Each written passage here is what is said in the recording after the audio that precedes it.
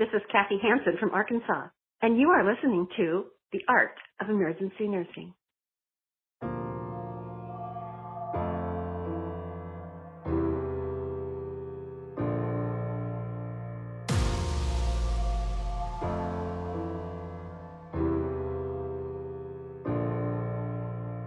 Hey, you are listening to The Art of Emergency Nursing.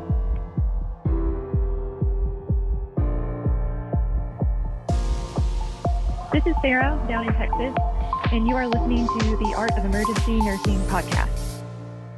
Hi, Kevin. This is Lori, and I just wanted to let you know that I'm listening to the Art of Emergency Nursing. You are listening to the Art of Emergency Nursing.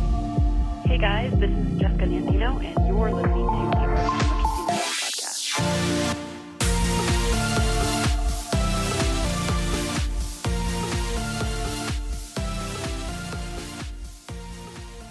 You're listening to the Art of Emergency Nursing.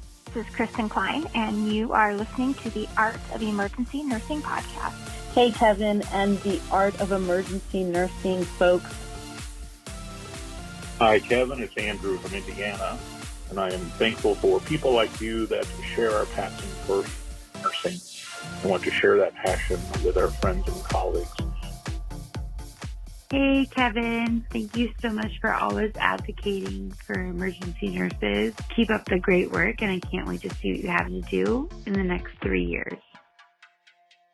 Hey, Kevin. This is Sarah from New Thing Nurse. This has been one of the best additions to the emergency nursing support system and community.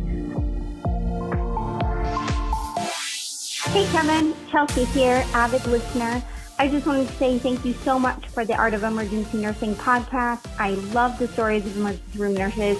They're always the best. Hey everybody, Kevin McFarland here. And first of all, let me say thank you to all of those who left a voicemail for this episode. I really, really appreciate that. That was originally going to be for my year anniversary. And unfortunately, I wasn't able to get a podcast out around then. But what I have for you now is my 50th episode, and this has been one of my most requested episodes, and I was lucky enough to find a brilliant person to do this with me. So I have an interview for you that I think you're going to like. Sit back, relax, and enjoy the 50th episode.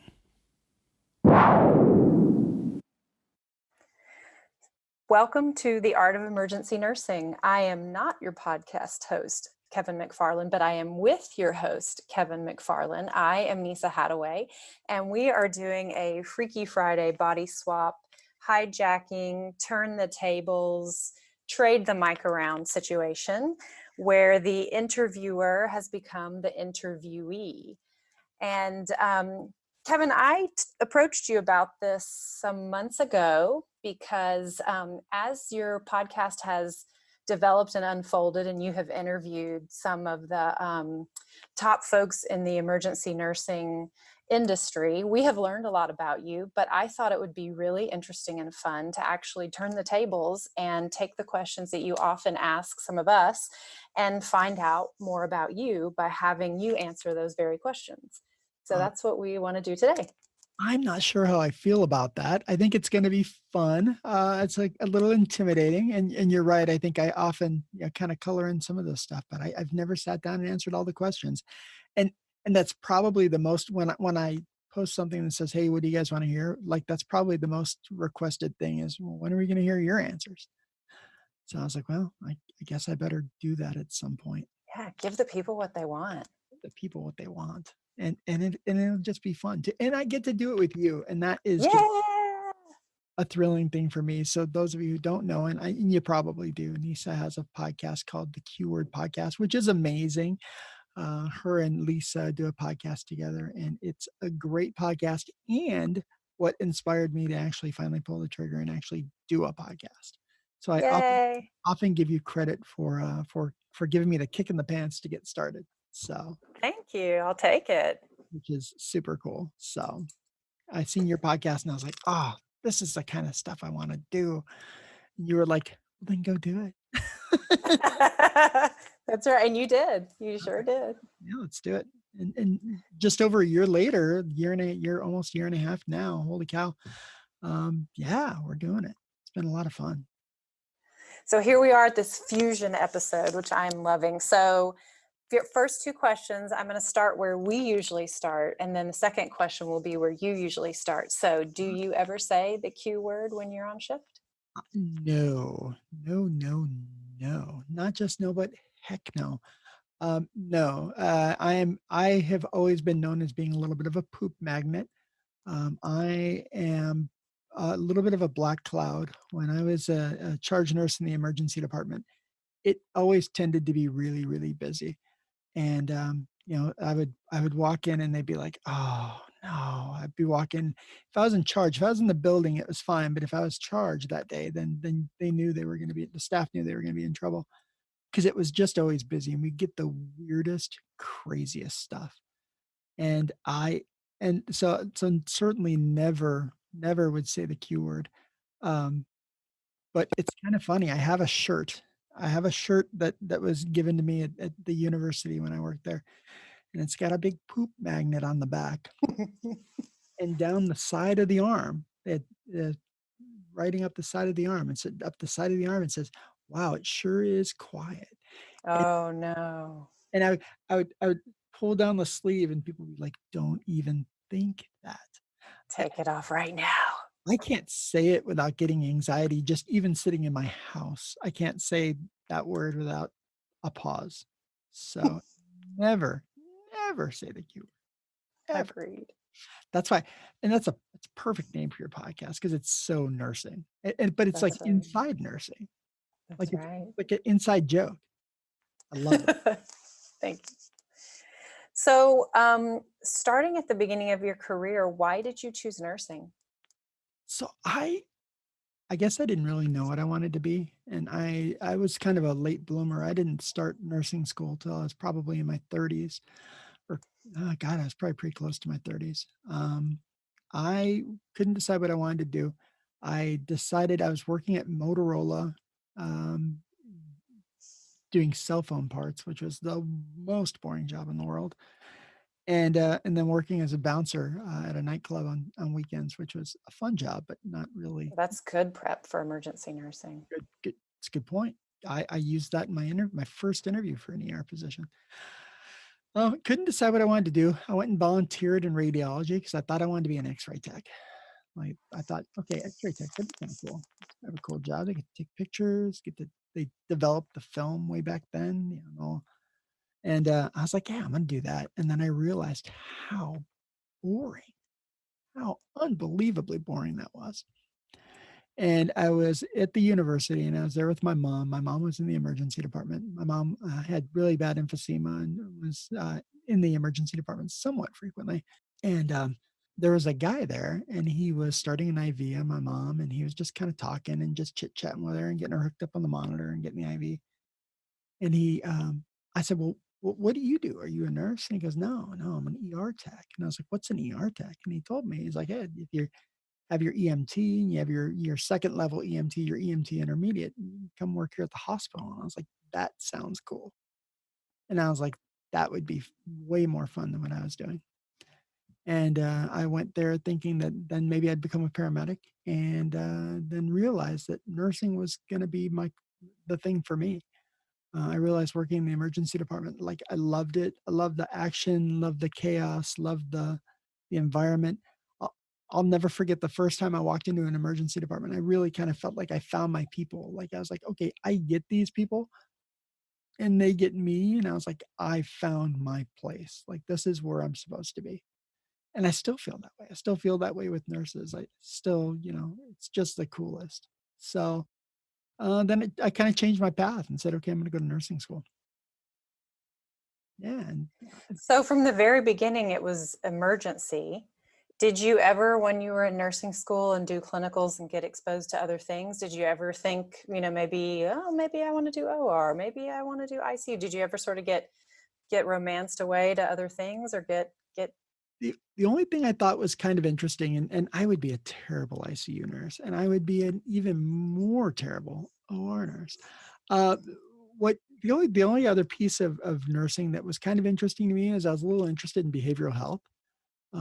but those guys are all crazy anyway, and you got to be crazy to work in behavioral health, and the reality is behavioral health is emergency medicine.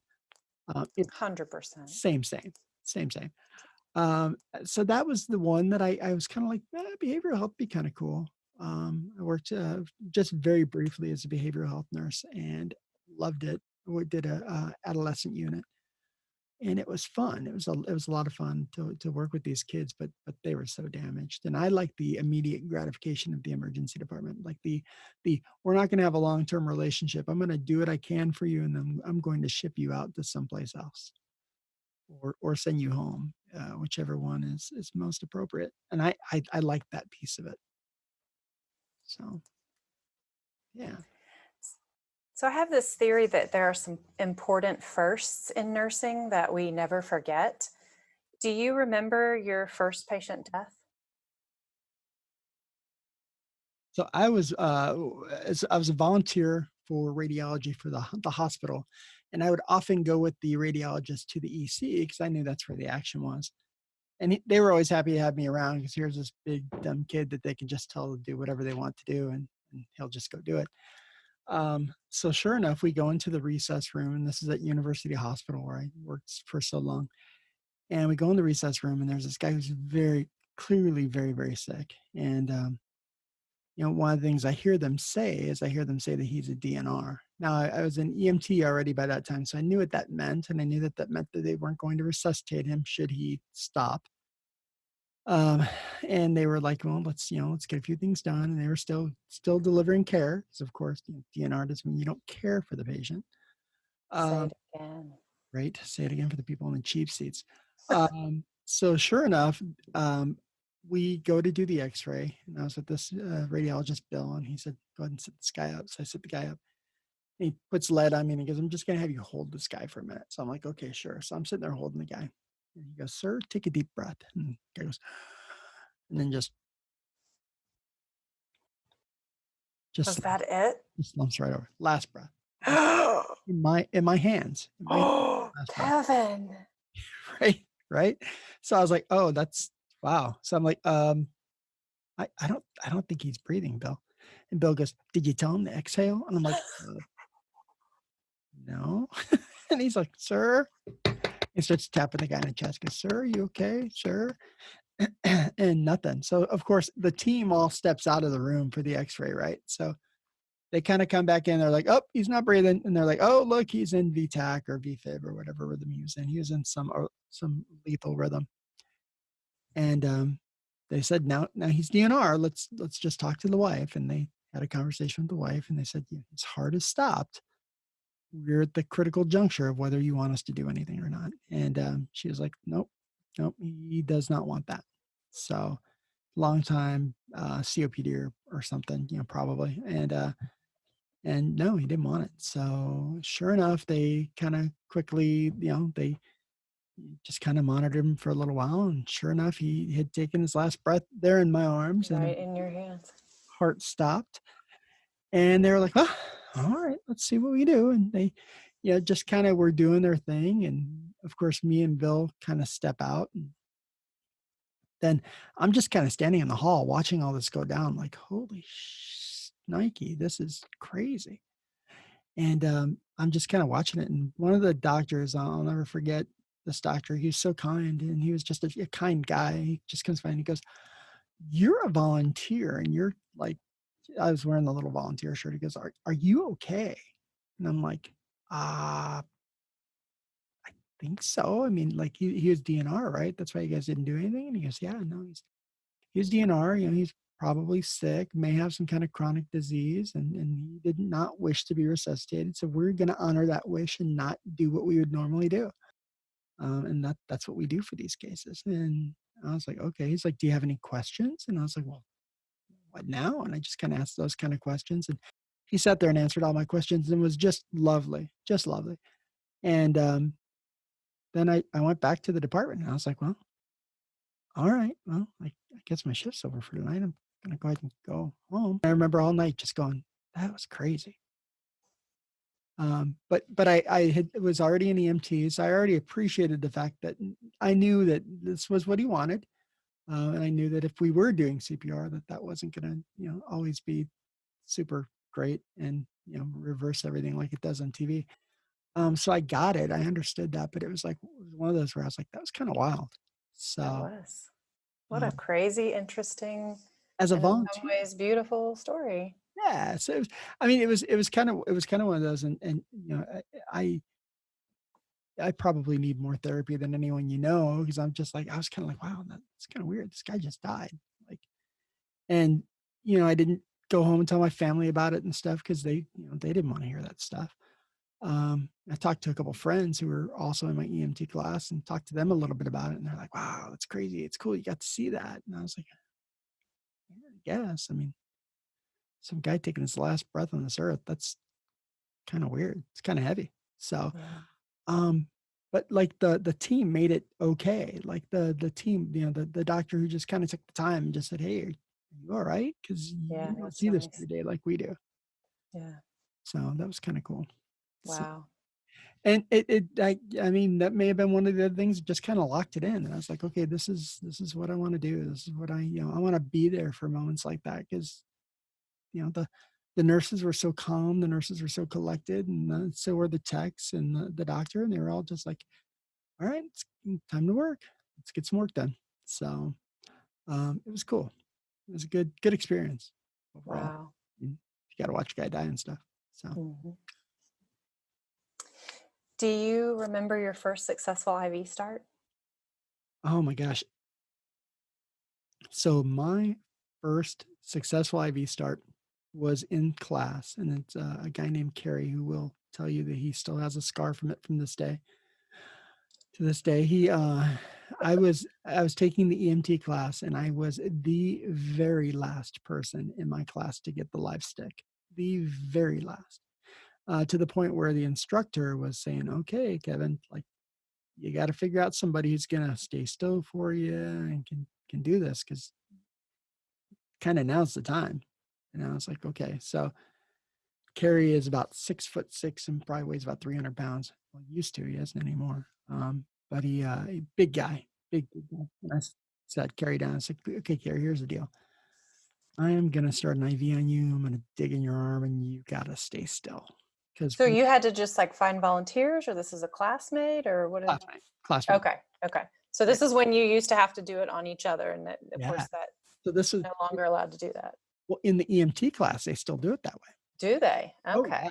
Oh yeah. So this is in our EMT class, and one of my good friends was my instructor, and he was like, okay, pressure's on, now's the time, because I think I'd had 2 or 3 other sticks that were unsuccessful.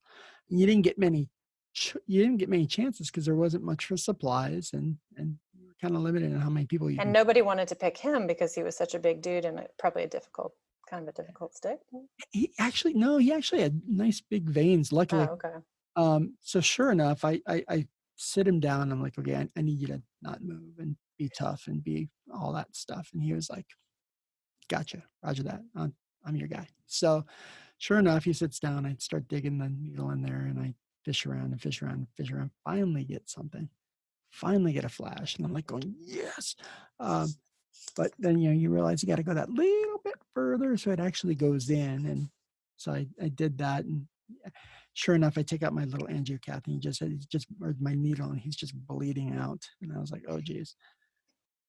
Hook up my tubing, get it all going, and start the fluids. And, you had to run the IV and make sure it was a successful IV for it to count. So I run the fluids for a minute, like, okay, it's good. And I go to shut it down. The instructor's like, no, let's go ahead and give him a little bit of fluids. A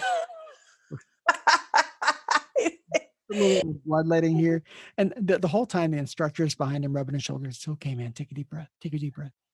And Kerry's just looking at me like, I'm going to kill you.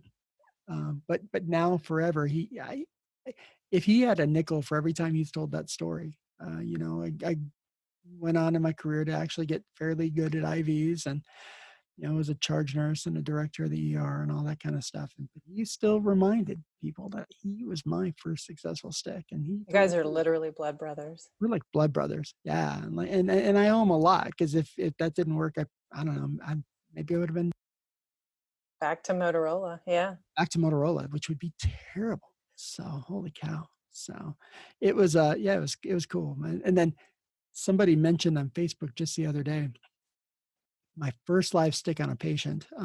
I was at the university. It was my very first clinical shift. And I'm literally holding the angiocath like this. And I was just shaking and shaking as I'm getting ready to put it in. I'm like this and breathing hard and shaking. And this woman, Nanette, who is so kind and so gentle and so wonderful, just kind of put her hand on my hand. She goes, just take a deep breath. This isn't going to hurt you a bit. And I was like, okay. So she's like, let's do this. And sure enough, I got it. And then of course I felt like $1 million. I walked around just going, I am amazing. I am so good at this. And then I probably missed a couple after that, but eventually I got it. So, but it took me a little while. I was, like I said, I was the last person. So when I went forward and started teaching EMS classes, which is something I used to do, I would let students start an IV on me. So I have a really great, I'm kind of a fluffy dude, but I have a really great forearm vein. And I don't know how many students I've kind of walked through. Okay, go ahead, little to your left, you're right there. I can feel you on the vein. Go.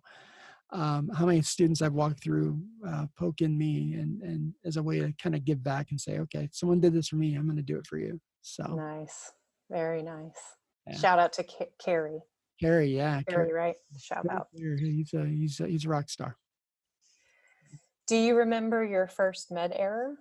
Oh my gosh, my first med error also happened before I became a nurse. We did as a technician. I went on to become a technician at the hospital, and we did a lot of really cool things that technicians just don't get to do anymore. We did IVs, NG tubes, Foleys. We did local anesthesia. We did suturing, and suturing was kind of our big claim to fame. We were, people would call us suture techs because that's what we would do all day. But I did a digital block, finger digital block on a patient, and what you learn early on in tech school and you learn early on in nursing school is, the places you don't put lidocaine, and it's fingers, nose, penis, toes. Is the rhyme I always remember with that. And sure enough, I put Lido with Epi in this guy's finger.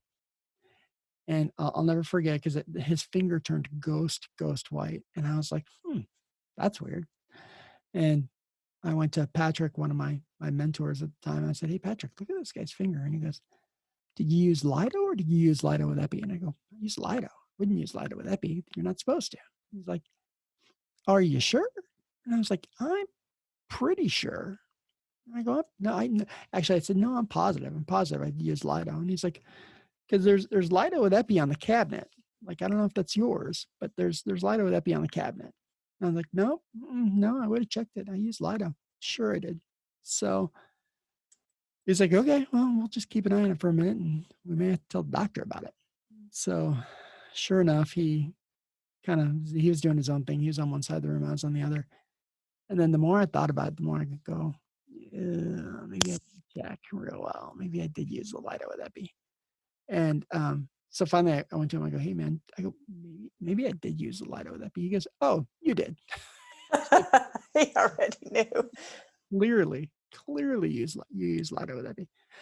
So he's like, you got to go let the doctor know. So I had to go talk to this doctor, and this doctor was not a nice person. She was not kind. I take that back. She was not known to be kind. She was known to be a little bit hard to deal with and sometimes not a great communicator. And I had to go tell her that I injected her patient with the wrong medication. So I went and told her, and I was like, Dr. So-and-so, I think I used lidocaine with epinephrine on this guy's finger. And she's like, well, Kevin, why would you do that? You're not supposed to. And I was like, yeah, I do know. And she's like, but you did anyway. You were paying attention, or what happened? I was like, I can't explain it, ma'am. And she's like, well, you got to go tell the patient. And I was like, me? I got to go tell the patient? And she's like, yeah, you got to go tell the patient. She's like, when we make medical errors, this is what we do. We own up to them. We go talk about them. And I was like, oh, okay. She's like, let's go. And I was like, uh, right now? She's like, yeah, we're gonna go right now. So I'm like, oh. So I'm following her back there. I felt like a school child following the principal back to the office. And she goes back there and she looks at the finger and she just glares at me like, can't believe what you just did. And she looked at it and she's like, I know you use Lido. And she goes, sir, here's the deal. We used medication we don't typically use on fingers. We used on your finger. And she's like, I'm not super worried about it, but we're going to have to keep you around a little bit. And that's why your finger's so white. And he's like, oh, okay. She's like, it's not a big deal, but we're going to have to keep you a little while just to make sure it like pinks up the way it's supposed to. So he's like, oh, yeah, that's fine. Whatever. And sure enough, then she's like, okay. She goes, Kevin, can I see you outside? Like, yeah. So I go outside and she's like, don't ever put me in that position again. She's like, you are entrusted to give medications. You need to do it properly. And I was like, yes, ma'am. And ever since then, it was triple check, double check, quadruple check it again, go check it one more time. Tell me about your mentor. Oh gosh. I've had so many, this is such a great question. I'm gonna steal this question from my podcast. I've had so many amazing mentors. It's hard to tag it down to just one. You don't have to. It's your show. Yeah, I can do whatever I want. Yeah. Gosh, I had so many really great mentors. At every stage of my career, as an EMT, I had great mentors. As a nurse, I had new mentors. As a new charge nurse, as a director, all the way up, I've always had mentors, and a lot of those mentors I still keep in touch with, and still influence my career. Like, I mean, they influenced who I am as a nurse. I think the first one that really kind of got me before I was a nurse, when I was a brand new EMT working in the hospital, there was a nurse named Steve there, and Steve was probably in his mid to late 50s, and Steve was an old Army Ranger. I think he was an Army Ranger. He's an Army guy, and he just kind of looked like an old salty dog. Like, he was just like kind of gruff. But boy, he was just sweet as pie. And little old ladies just loved him. Oh, he had a little bit of a southern accent, and he'd turn it up. He'd be like, "Oh, sweetie, let's get you into this gown. Gotta get your clothes off. Come on." And I remember just watching Steve going, God, man, that guy is smooth. Holy cow, that guy. And like, I remember watching him start IVs, and I don't think he ever wore gloves the whole time I seen him start IVs. I don't think he wore gloves maybe once or twice. And he was like, Kevin. He goes, I used to be up to here, blood in Vietnam when I was a medic. And I was like, all right, okay. But sure enough, he was always so good. And like, even for his big gorilla hands, I remember watching him start an IV on a pediatric patient with a 24 gauge angiocath, and he made it look easy. And I was like, oh my gosh, this guy's just a stud. And that particular patient where he had such a hard time getting an IV, and you know what I did? What? I tripped over the IV tubing. Oh gosh. He had such a hard time getting that IV, and he got it in, he got it connected, and I went to get something, and I pulled it right out. I pulled it right out.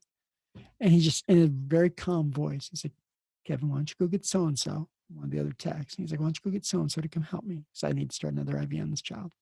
And I was like, you want me to leave? And he's like, I want you to leave. I need you to leave before Gotta leave right now.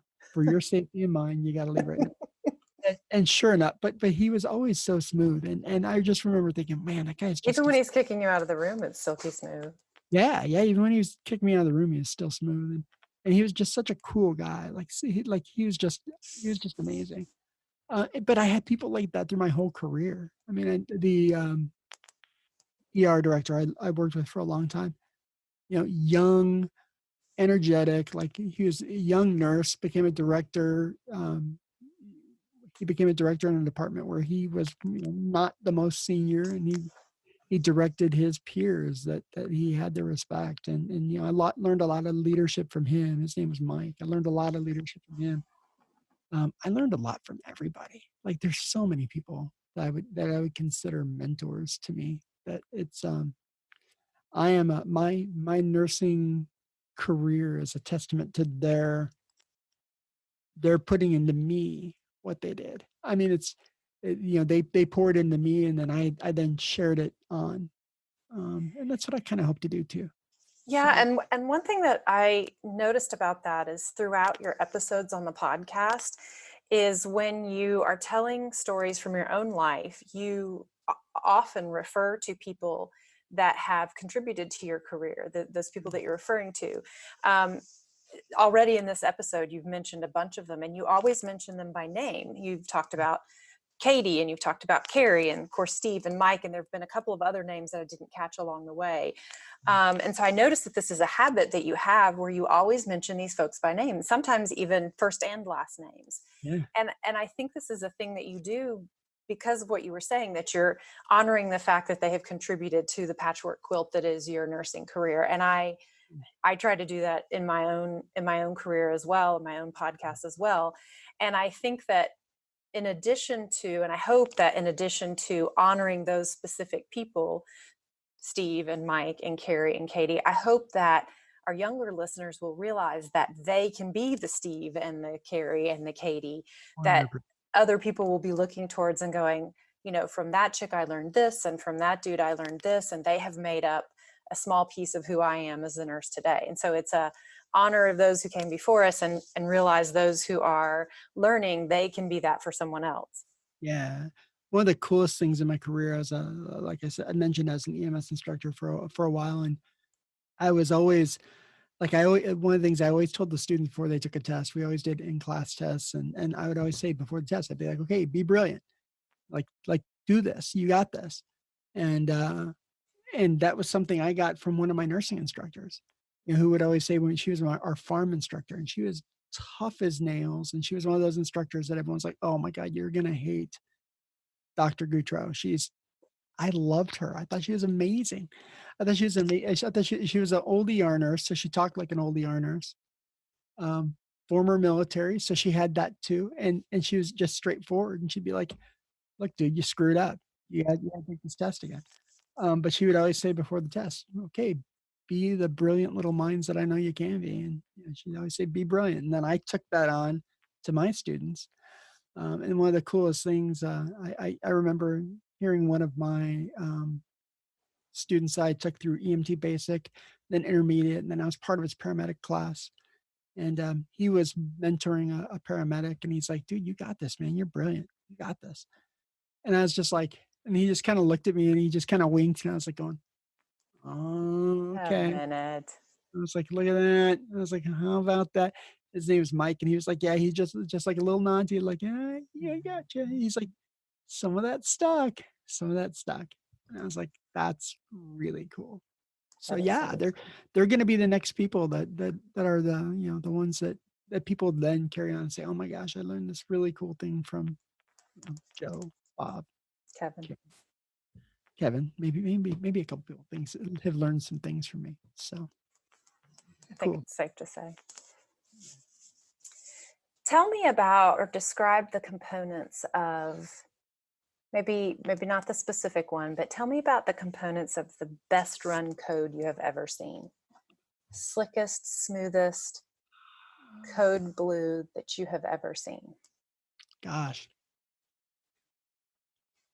I think one of the coolest codes I ever seen, I'll never forget this doctor, there was a doctor who was kind of known to be, she was a trauma surgeon, and she was kind of known to be a little bit gruff and a little not nice. She's a trauma surgeon. I mean, like, what do you expect, right? You're like, it kind of comes with the territory. But I'll never forget, we had a patient who was coming in, and it was something with a difficult airway. So of course we page it out, and then the pager, it said difficult airway. So anesthesia was down there. All the trauma residents were down there. All the EC residents were down there. And literally we walked into the trauma room, and the trauma room was filled with people. And she walks in, and she goes, you out. And they're like, okay. And she threw them all out. She's like, everybody out. She's like, you, and you can stay, but you cannot talk. And she was like, oh, she's like, She's like, look, I don't need any of y'all. Take care of this myself. I'll take care of this all by myself. I don't need any of y'all. So this will go smooth. This will go well. And this is what we're going to do. She's like, you're going to do this. You're going to do that. You're going to do this. And then the charge nurse is kind of standing there, and I was standing next to her, and the charge nurse is standing there, and the charge nurse goes, yeah, he's just kind of standing there looking kind of goofy. And she goes, and you out. And he's like, no, ma'am, I'm the charge nurse. I can do whatever I want. She goes, this is my trauma room. You're out.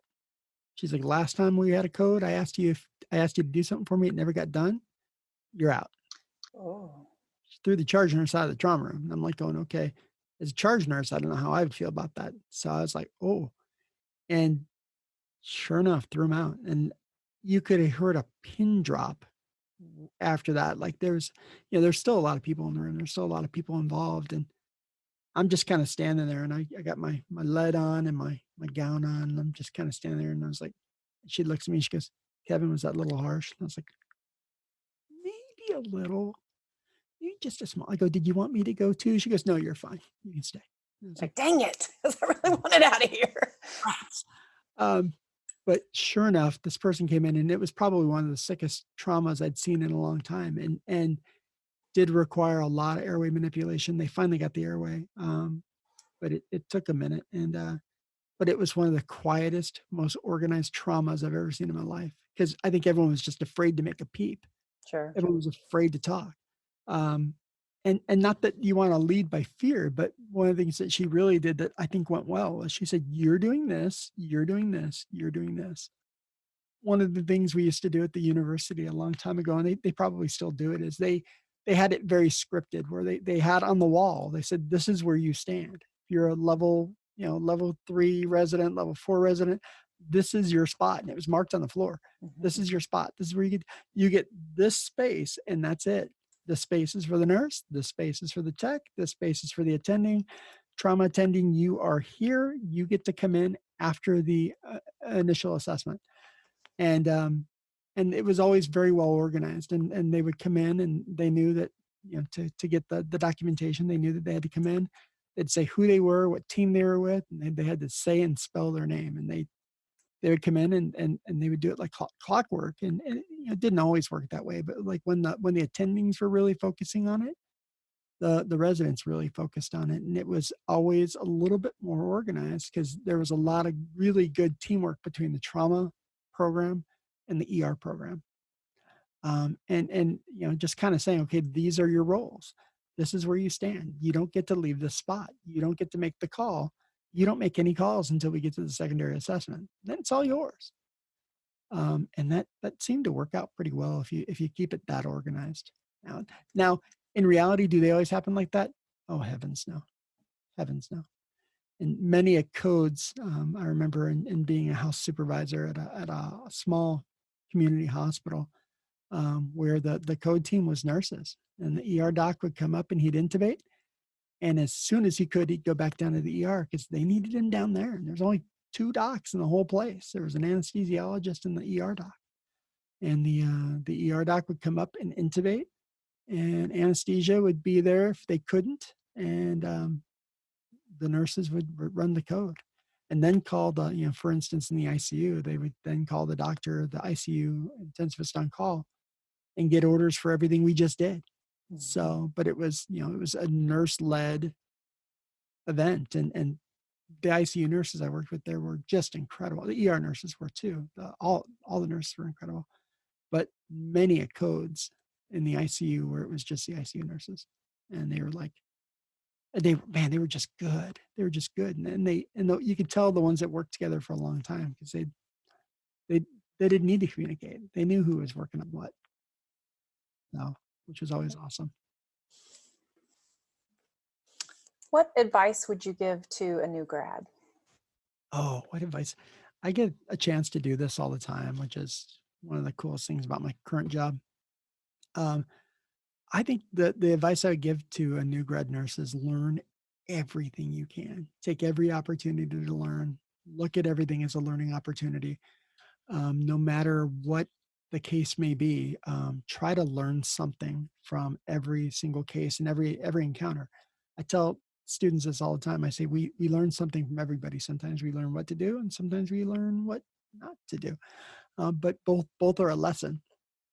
And if you take every opportunity to learn, and then realize that you got to do the homework, like your license, your RN license, getting that cool RN at the end of your badge, just means that you just get to start learning, and it's a license to learn. And then you got to do that. You got to do homework as a new grad nurse. You got to go home and you got to read up on pathophysiology. You got to understand the ER environment. You gotta. It's a lot of work once you become a nurse that makes becoming a nurse seem easy. Right? You're like going, oh my gosh, I thought I was done with this. That was the easy part. Yeah. Wow. Now it gets hard. So you have mentioned the different roles that you have had along in your career. So one of them has been as a charge nurse in an emergency department. So what kind of advice would you give to someone who has just been promoted? I don't know. What would you say to someone who has just accepted the role as a new charge nurse? Oh, I get ready for a fun ride. I think that the charge nurse role, it was one of my favorite roles. I had such a blast doing that job. But it really is, you are like the circus ringleader. You're trying to watch all three rings where there's something going on and try to be something to everybody. And one of the best piece of advice I got is that if you're going to try to lead that many people, where you certainly can't be everywhere, you need to know your people. You need to know their strengths. You need to know their weaknesses. You need to know who's going to be in over their head, who's never going to be in over their head, who is going to be mouthy if you put them in triage on their third day, who is going to be drowning in trauma if you put them in trauma with so and so.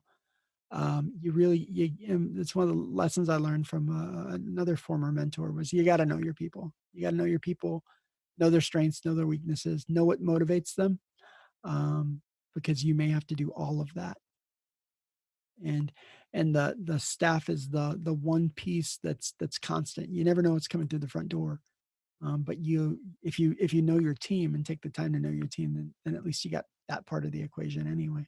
Mm-hmm. So that's very good advice. Best advice I get is get to know your people, and never ask someone to do something you wouldn't do yourself. And that's another lesson I learned from one of my mentors. I'll never forget. One of my mentors he was the assistant CNO of the hospital. He's the assistant CNO of the hospital all the time. And he would always come in. He wore like the nicest suits. He wore very expensive suits. He always wore really nice suits, always looked really sharp guy. And one day I was in charge that day, and I look out in the lobby and I see him in his suit mopping the floor. And I'm like going, and I look at the two triage nurses who are sitting there doing nothing. And I go, did you guys happen to notice that the assistant CNO is out in the waiting room mopping? And they're like, oh yeah. Huh? I'm like, does that seem odd to you? Like, here we are sitting, drinking our coffee, and he's out there mopping the floor. So then, of course, I go to him and say, hey, what are you doing? And he's like, well, there's a spill here, so I was just cleaning it up. And I was like, what do you mean you're cleaning it up? Like half the hospital works for you.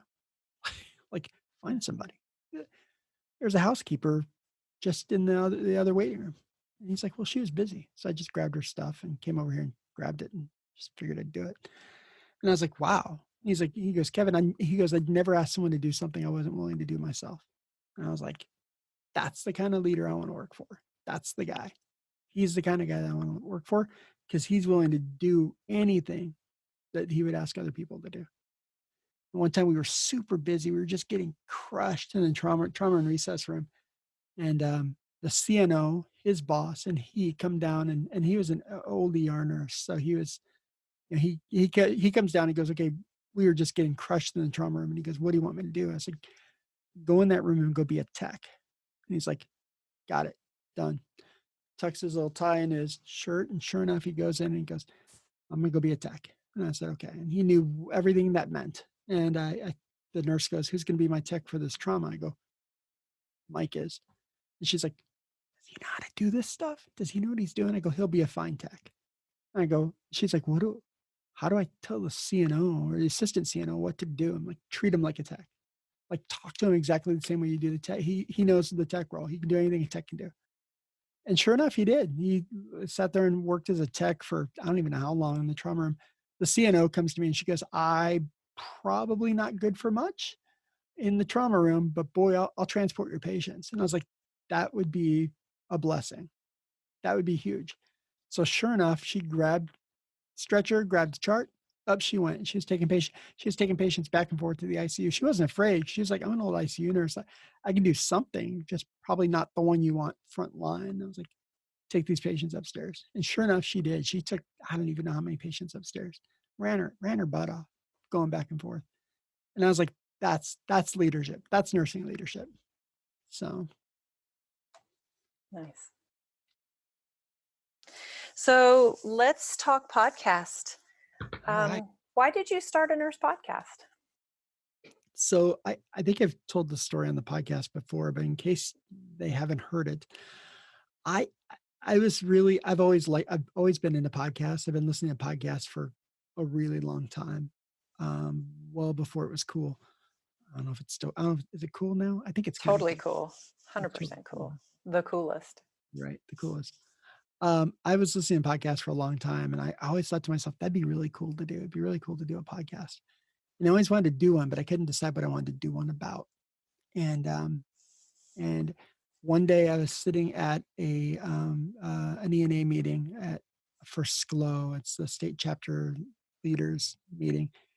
And I was sitting at a table with about 10 other nurses, and we were just kind of telling nursing stories the way we do. And, you had this, oh my God, I had this, and, war stories and comparing stories. And, it's like story uno, where one leads to the next, leads to the next, leads to the next. And I was like, this is what I want to capture in a podcast. This kind of stories. Like there's a lot of clinical podcasts that do real clinical and do real, can get you ready for an exam, or can brush you up on hypokalemia. And I think stuff like that's super cool. I nerd out on that stuff too. But what I really like is the stories. I really like the stories and the heart of what's going on in people's heart, and like that connection between the heart and the brain. And I think that stories are a great way to learn, and podcasts are a great way to tell those stories. So I heard a great nursing podcast called The Q Word, and I was like, this is kind of cool. This is, and I'm not going to even act like people haven't heard of your podcast, because I know they have, but just in case you haven't, oh my gosh, you got to listen. And I remember you reached out to me, and then I reached back and said, hey, I dig what you're doing. Tell me a little bit about it. And you're like, oh, I got some gear, but you don't need much. You can do this pretty easily. And you're like, this is super doable. And I kind of got to thinking about it, and about, I don't know, probably maybe 3 years before we had that conversation, I bought a bunch of gear to podcast. Like I bought a microphone, I bought an audio interface, and I was like, I'm going to podcast. And then I didn't, and never started, never even looked into it. And then I was like, okay, I'm going to look into this for real this time. So I started looking into it, got some gear, and said, okay.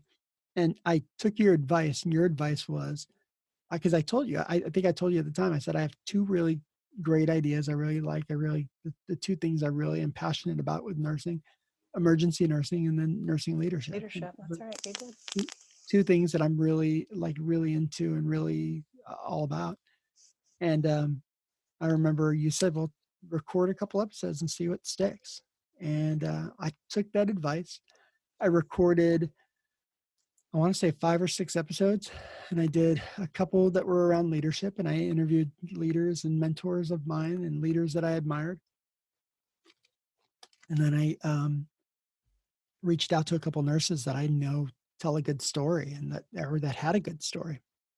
And I heard a couple stories, and I was just hooked. I was like, oh my God, this is it. This is going to be the podcast. And I was like, I don't know what that's going to look like. I don't know who's going to listen. I don't know if anyone cares. And I was like, but I'm going to go ahead and do it. And I recorded a couple episodes and put them out and said, let's see what happens. And it took off. Like people dug it, and people start talking about it, and they're like, oh, this is kind of cool. And they felt the same way about the stories that I did. That they're like, oh my gosh. And I remember hearing, people say, I find myself answering the questions. Yes. I find Yes. So relatable. I'm sitting in the car going, oh my gosh, I've been there. I've had that patient that broke my heart. And it just kind of stuck. And I, I'm still just, I love the process. I love doing it. I love recording and hearing people's stories. I love telling stories with people who think and act and work just like I do, and some that don't. And it's been amazing. It's been amazing to hear the stories. And I've had the opportunity to interview a bunch of my friends and a bunch of people I know and like really well. And then I've got to meet a lot of people too, or I got to meet people that I maybe wouldn't have met otherwise. And sometimes they're people and sometimes they're legends in emergency nursing, like people who are leaders in emergency nursing, authors, speakers, thought leaders. And sometimes it's just Emily, who's got a really cool story of her first day ever in healthcare, and everything in between. It's like, wow, how cool is that? And just it's opened up a lot of doors. I've got to meet a lot of people through it. And oh my gosh, it's been a blast. I can't thank you enough for giving me the little push I needed. I can't thank you enough. Just do it. Get it done. Publish it. Just do it. And I'm so glad I did, because it's been a blast. Me too. So much fun. So one of my favorite things about your podcast, which there are many, but one of my favorite things about it is the title. So tell me how you came up with this perfect title. It's a pretty good title. I remember, I don't even remember where I heard it or how I heard it, but I remember hearing that, that not only was nursing a science, but it's an art. And I think that's a Florence Nightingale quote, actually. And somewhere I heard it, someone probably said it, and I was like, it's a good point. And the science piece is the piece that I think a lot of podcasts address, but the art piece, I think that's the part that to me was the most interesting. So I was kind of kicking around going, okay, art of emergency nursing. I was like, I kind of like that. I think that kind of sounds kind of cool. And then I have a friend named Tara, and Tara's an artist, and Tara's an amazing artist. And I interviewed her for the podcast, like when I first started podcasting, and I could never get the audio to sound anywhere near decent. So I got to interview her again. She is like, she's an amazing nurse. And I asked her, she's an artist and a entrepreneur and just amazing influencer in her own now non-nursing world. And I asked her, I said, if the art of emergency nursing was a picture, what would it be? What would the art of emergency nursing look like? Is I think of the question I asked her. And she goes, without even thinking for a second, she goes, it would be a dance. And I go, a dance. And I go, not what I was thinking when I thought of art. But I was like, a dance. And she goes, yeah. She goes, it's a dance. It's a perfectly orchestrated dance. Like, imagine a good trauma when everyone knows their spot. Everyone knows their role. They know the moves. They move well together. It's a dance. And I was like, fucking brilliant. Mm-hmm. I love that so much. Sorry, I was trying to not cuss for you. Why? For me? I know. Why? But it was perfect. Now I was like, okay. Yeah, it's a dance. It's a dance. So that's why I got the little ballerina there on the, because balancing. Like, I love her balancing on her toe, because I feel like it's like us balancing like the blood pressure against the PEEP, or like the going to the light, like we're pulling that patient back from the Grim Reaper. Don't you go to the light? Like we're, like it's just the balance. It's so perfect on that little point. Like, just not even thinking about it, just became like, I was like, okay, that's perfect. And now, people kind of laugh and they're like, okay, here's this big burly dude who's got a ballerina on his podcast art, and kind of became his logo. And I'm like, okay, that is kind of weird, but when you think about it, it makes total sense. You got to know the story behind it. It's perfect. You got to know the story. Perfect sense. That's right. And I don't think I've ever told it. I don't think I've told that story on the podcast. So this will be the first time people will look at that in a completely different way. Correct. Perfect. I love it. Perfect question. So where do you see the podcast, let's say a year from now? Oh, what are your goals for the podcast besides just having a blast? Oh, just having a blast. Keep meeting more people. Yeah. I want to interview more international members. I want to interview more international listeners. I was all psyched and pumped the other day because my podcast was #1 in medicine in Kenya. Yes. I think that means like 2 people downloaded it. Yes. But I met one of them and they had a friend and that's so cool. And I was like, okay, and I'm going to interview him. He will be interviewed on the podcast. That's so cool. Yeah. And I want to interview more international nurses because I think one of the things we found when I do interview or talk to international nurses, it's all the same. Yeah. That's right. I interviewed Joop and Joop in the Netherlands, and it's all the same. Yeah. Like their Mondays suck too. Yeah. I know the Q word is a superstition in New Zealand. You don't say it there either. Okay. Mm-hmm. Okay. I would love to interview someone from New Zealand. So if anyone's out there from New Zealand, I want to interview you. I want to interview more international people. Yeah, go global. Yeah, I think that, and you get a couple podcast downloads from other places where you're like, huh, that's unexpected. Well, don't know why someone downloaded it there, but I'm glad they did, and thank you for that. Like I was #1 for a minute in Ireland, and I was like, how cool is that? That's really cool. So I want to interview more international nurses, and I just hear more stories. I don't know that I have a lot more than that. I mean, of course, I'd love to, triple my listenership and have everybody listen. But one of the coolest things I get is I get nursing students or brand new nurses every now and then who email me and they're like, dude, this episode hit me right there. I'm like, that's awesome. That's cool. Nice. I was at another ENA meeting and someone goes, oh my gosh, I feel like we're best friends and you have no idea who I am. And I'm like, how cool is that? That is so cool. That's the power of podcasting. Like I'm there in her car with her every week. Yet I have no idea who she is. And now I do. But that's cool. That to me is kind of cool. Like it was a little weird though, because at the last ENA meeting that I went to, like it was, people were like, I know who you are. Like, I know you. You got a podcast. And I was like, I do. And I was like, okay, that's a little weird, but that's cool. Yeah, being recognized. And I got to see you in person for the first time. Yes, you bought me lunch, and so now I owe you a meal for sure. Oh my God, and it was such a good lunch. I'm buying next time. Deal. So yeah, so it's been cool. It's made me a lot of friends. And I hope it's for a really long time. Yeah. Well, What about you? What's the goal for the Q word? Oh man, I didn't know we were going to do that. What's the goal for the Q word? Global dominance. I have a list of topics that's like 80 deep that I just keep adding to, and I just have this full-time job that gets in the way of getting to all those topics.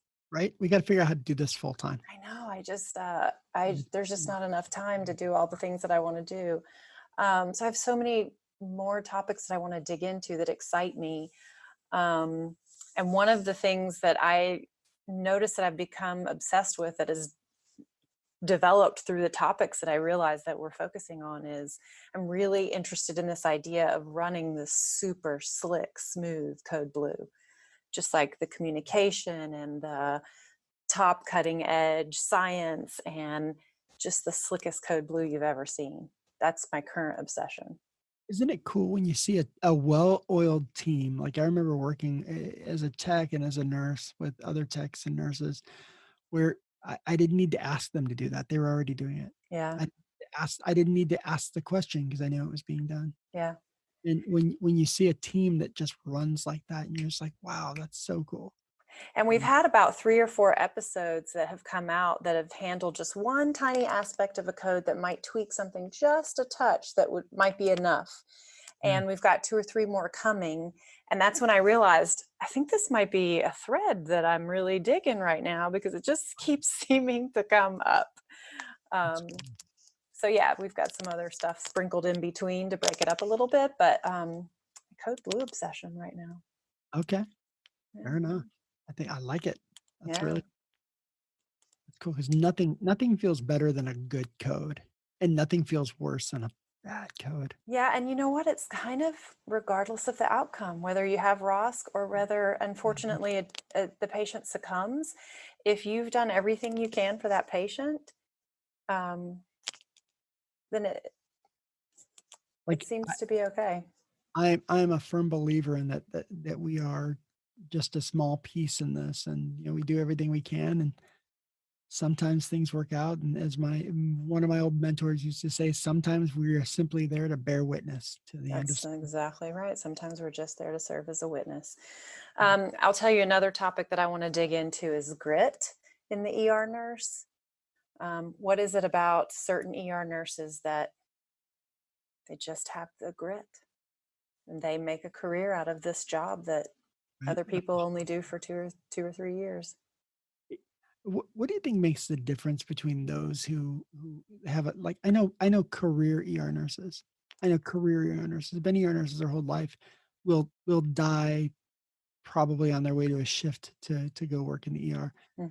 I know other nurses who get in for like a year or 2, and they're like, "Boo, done, out, peace out, can't handle that." And then some that show up to their first shift and they're like, "Not for me." I don't know. Maybe it's that grit factor that makes the difference between someone who can do it for. But and like I remember 20-year nurses not being burnt out. One of the nurses that were on my podcast just recently, Bobby, like she was a nurse forever, like 20 something years. She never seemed burnt out. It's a grit factor. I haven't put my finger on it yet, but I'm hunting it down. I can't wait to find out the answer. Can't wait to find out the answer. I'll be listening. So this has been so much fun, but I'm not done with you yet, because I'm not going to let you off the hook without that most difficult ending question that you hit all of your guests up with. And that is, what are 3 things that every nurse should remember and 3 things that every nurse should forget? Tough one. Tough question. You wrote it, friend. I know. What was I thinking? What was I thinking with this question? And I've heard such great answers. I feel like I have a little bit of an advantage here. Yeah, steal them. There's some that I think I need to steal, and some that I think are kind of uniquely mine. One that's probably stolen is, remember that whoever you're caring for, they are somebody's somebody. Love that. No matter what an asshole jerk this person is, somebody loves that asshole. Their mama does. Their mama does, their family does. Their family may be heartbroken that they're there in your ER and why they're there. And if you remember that, even when they get on your nerves, that at one point they were a functioning adult and doing well, and one time they were and still are very well loved. So I think that's one thing that's important to remember, is that somebody cares for that person. And I don't know if I told this story on the podcast before. I don't remember. I'm going to have to check and see if I did. My sister was a drug addict. She was a mess. I remember when we used to have lists of drug seekers and that we shared throughout hospitals. Can you imagine that? Wow. And she was on that list. And I remember every day I go in the bedroom and see, oh, there she is. Kevin. Tough, right? Tough. Always very well cared for in my ER, and partially because I worked there. Uh, and one day she went into the ER and she called me from the ER and she's like, "Oh my God, I've been here for hours and I can't get any help and they're not nice." And I was like, "This is terrible." And I was like, "I don't even know who's there." I didn't work there full time at the time. I worked for the Department of Health full time, and I was part time there in the ER. And sure enough, I go in there to go see her, and it's like 11 o'clock at night. So I'm like in a ball cap and a hoodie and like probably torn up jeans, and I probably look pretty scuzzy myself. But I walked in and I started talking to her, and the nurse came in, and I said, "What kind?" I go, "Do you have any idea when a doc's going to be able to see her? She's been here for quite a while, and she's having a lot of pain." And the nurse turns around and looks at me, and she goes, "Sir, you don't understand. We're a very busy level 1 trauma center, and our doctors are very busy." I was like, "Understand that. Maybe you can just get somebody to write an order or something." She's like, "They will be here as soon as they can." And I was like, I'm sitting there going, "Okay, let me go see who's the attending today," because I still know some people here. So sure enough, then one of the attendings walks by and he sees me in there and he's like, comes in and he's like, "What are you doing here?" And I go, my sister's here." And he goes, "Oh, what's going on with her?" And it's like, "Hey, what's going on? Why are you here?" He starts talking to her and he's like, "Oh," he looks at the nurse and goes, "Hey, well, let's see if we can get her some pain medicine. That'd be great. 'Cause she looks like she's hurting." And he goes, he's like, before he comes in, he kind of puts his arm around me and kind of gives me a little hug and starts talking to my sister. And then the nurse is kind of looking like, "Why did he hug that guy?" And the doctor goes, "What? Do you not know Kevin?" And she's like, "No, I don't know if I do." He goes, "Oh, he's one of our nurses." He goes, but he works for like the Department of Health or something now. He works for the state now full time." And she's like, "Oh," you just see this like, oh, and you just see like instant change, instant sweet, lovely, so helpful to my sister, and so attentive to my sister after that. And I was just like, "You are a piece of shit, nurse. You are a terrible nurse." She's still a terrible nurse. I still think she's a terrible nurse. Um, like if it matters who you're related to for you to take care of them, like That's a then forget it. problem. Mhm. Then forget it. I was when I was working part-time at a children's hospital. I was at children's hospital and I was brand new. I was on orientation still. And I go in to take care of someone and there was a lot of hubbub about this room for some reason. I didn't know why. And I went in and started taking care of the patient. And there was a woman there and she was wearing a badge, same badge I had on. So I was like, "Okay, she works here somewhere." A couple people kind of came and went and said hello and they had badges on too. And I didn't think much of it. I was just kind of doing my thing, taking care of the patient. And then I turned around and we were talking and I said something. The lady goes, "Well, um, what'd she say?" She said something about, "Well, they're making a lot of fuss because I'm here." And I go, I feel like I should know who you are, but I have no idea." And she was like, "Oh," she's like, I'm the CNO." I was like, "Oh." I said, "Gosh, I wish I would have known that. I would have been nicer." And kind of made a joke of it. And she said, she goes, "Well, how long have you been here?" And I go, "This is day 2." And she's like, "Oh, I never would have guessed that." I go, "Well, it's not day 2 for nursing. Like I got a few miles, but it's day 2 here. So I don't really know everything here yet." She's like, "You're doing just fine." Um, and it just didn't change the way I treated the patient because it didn't matter. So, and I think that's so my advice is no matter who you're caring for, somebody loves that person, somebody cares for that person. And even if they're getting on your nerves, they deserve to be cared for. I think that's advice number 1. Thing to remember number 2. I always say this, I guess I just have to say this is get involved. Like nursing is so much more fun if you get involved. If you show up and do your 3 shifts and then peace out, um, that's cool. It's good. Like I think it's important to have other hobbies and have another life outside of nursing, but but getting involved in your professional organization, getting involved in your unit, getting involved in education, getting involved in teaching, um, makes it a whole lot more fun. Makes for a much funner career. Makes you a better nurse. and it makes you a better nurse. It really does give you an opportunity to see another side of things, and will make you a better nurse if you get involved and you and just own it. Like, just be a nurse and be involved and be part of your professional organization and move it forward, and not just a card carrying member, but like get involved, like go run for state council. Like, I don't know how many times I was the state president in New Mexico because we had what we used to call the STP, the same 10 people. I was like, okay, it's your turn this time, your turn to be president. But it was just, and it opened up a ton of doors and gave me a chance. Like, all these really cool ENA people that you hear on the podcast are all people I met because I'm an ENA. So get involved. And then the third thing, I want to make it good. I want to make it count.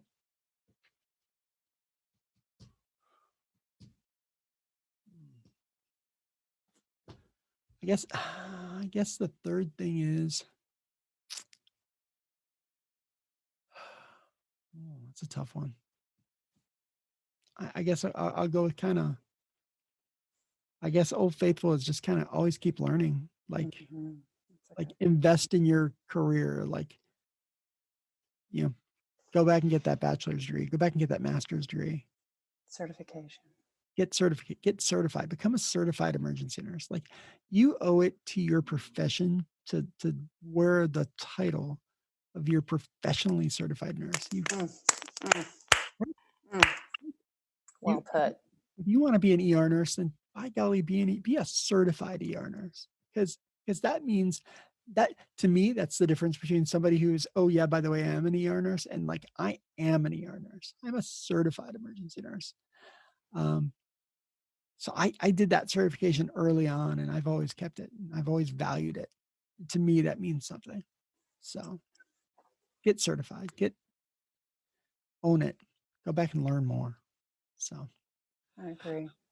Oh, hard one. 3 things to forget. Forget the idea that you know it all, because as soon as you say that, something's going to come through and humble you, kick you right in the teeth, and just make you realize that you don't know anything. And sometimes that'll be in the form of a med error. Sometimes that'll be in the form of a patient care error. Sometimes that'll be in the form of a patient that died and you don't know why. But there will be something that will humble you. Just don't think you know everything. Just forget that, because you're never going to know everything. I'm going to go with someone else. I'm going to steal someone else's answer, and kind of tie it back to that workplace bullying and incivility. But like, forget the haters. A call back from one of my guests who said that too, is forget the haters. Forget the people who don't like you, who want to be mean to you. They don't pay your bills. They don't have to look at you in the mirror in the middle of the night. Just forget those guys. Like, try not to let it get under your skin. And it's hard not to. Because I'm the kind of person, I want people to like me. I want people to like me. And if they don't, I'm like, why? How can you not like me? I'm amazing. What are you talking about? But if you can just kind of forget those people, because they're not worth your time. They're not worth it. Definitely worth repeating. Like, just go. Forget the haters and just move on. Just go do you. Be a good nurse. Be the best nurse you can be every single day, every single shift. And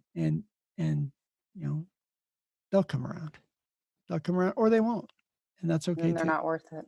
Yeah, like, whatever. Like, yeah, you don't have to like me. You don't have to like me. I don't have to like you. We don't have to get along. We don't have to go out for drinks after work. But what we do have to do is we have to be nice to each other for 12 professionals. hours. Yeah.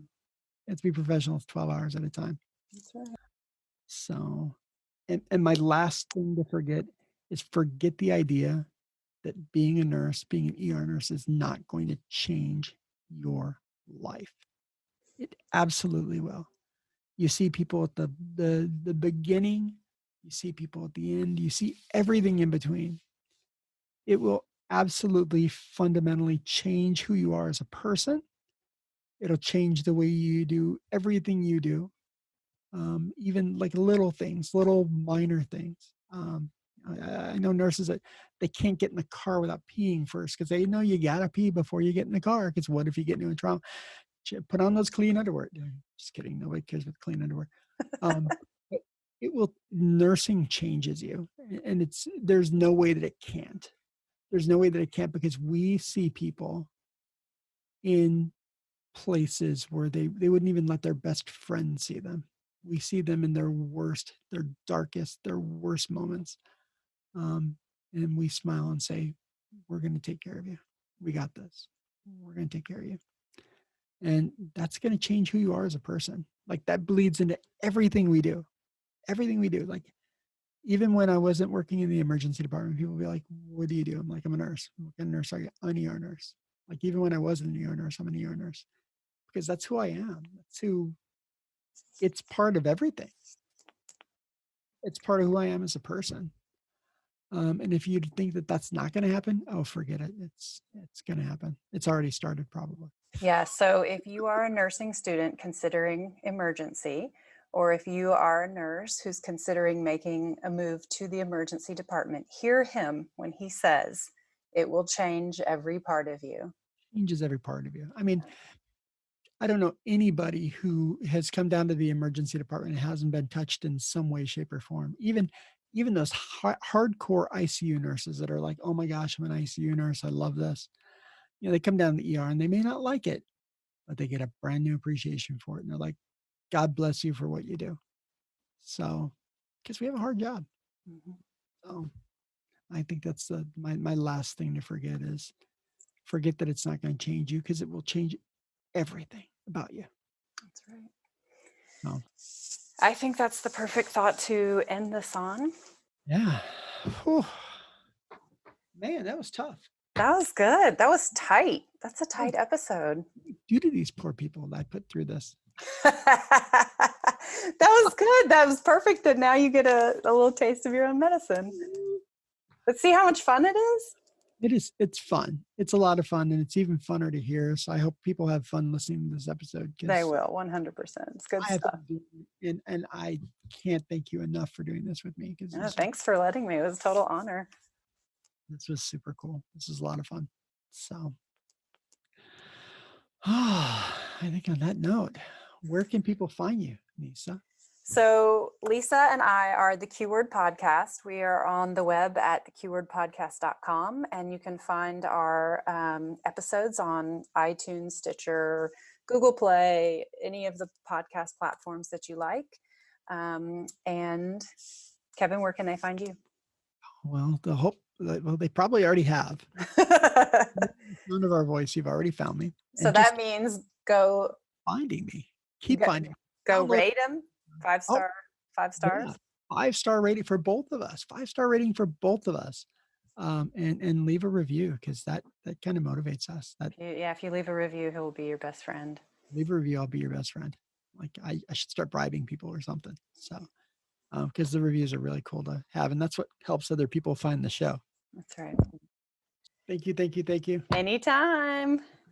And we will talk again soon. Yep, let's talk soon. See ya. Bye. Thanks for listening to the Art of Emergency Nursing podcast. Make sure to subscribe to the podcast and follow us on Facebook.